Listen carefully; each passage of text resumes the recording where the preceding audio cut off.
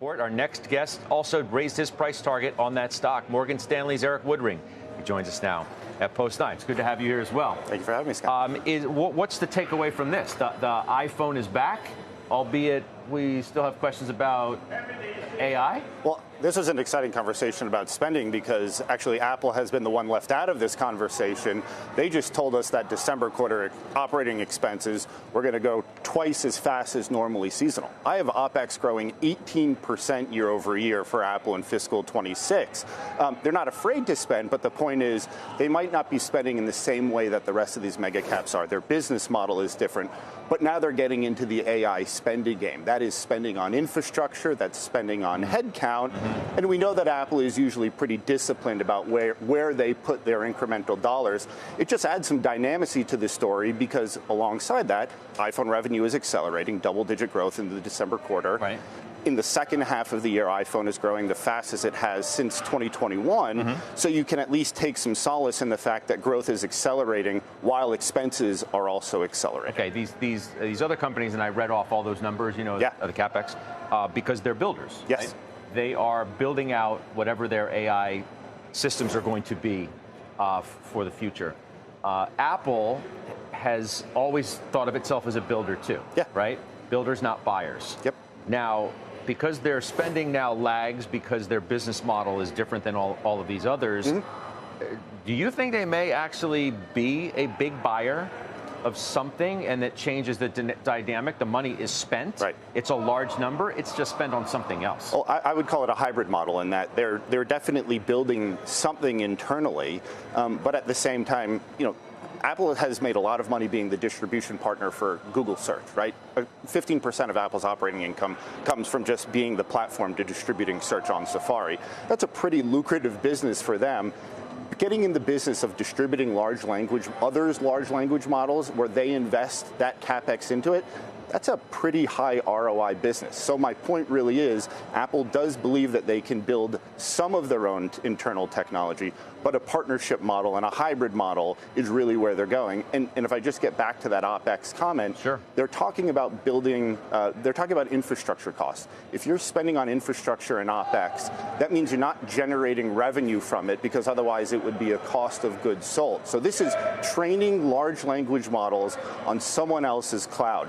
That gets you excited to think about what could come in the future, but the spending is clearly there. It just shows up in a different way than these other mega caps. What do you make of the run that the stock has had? Yeah. Is it all based on just such a low bar for where the iPhone was to where this cycle appears to be? You raise your price target to 305. That in and of itself says that you're a believer in the trajectory of this story. Right. So I think there's two things. One, yes, the bar was frankly low. Apple has not grown at the same pace that it historically has over the course of the last, let's call it 6 quarters.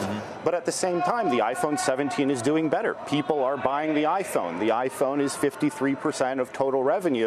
And not to mention services is outperforming. I don't want to skirt over that. Services is growing 14% annually. And so, why has Apple gone up? Because estimates have moved higher. And the important thing, at least about where Apple is right now, is there's a lot of ways that you can win next year.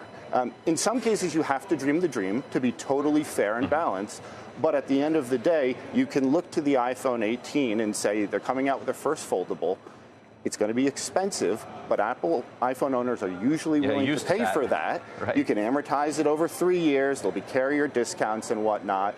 But your first real major innovation in a number of years with your core product, and you can say the iPhone 17 is doing better than expected. That just gives you some confidence to say, well, if I normally price in the next cycle 6 months in advance, if I can gain comfort with the current cycle, maybe I can own Apple a little bit earlier for that next cycle. I feel like after the last earnings report, we were maybe too quick to say, okay, China looks like it's turning a corner. Yeah. And now we leave asking similar questions again as to where that part of the business is. You have an idea? Yeah, I wouldn't say that it's turning a quarter yet. China is still a very difficult market.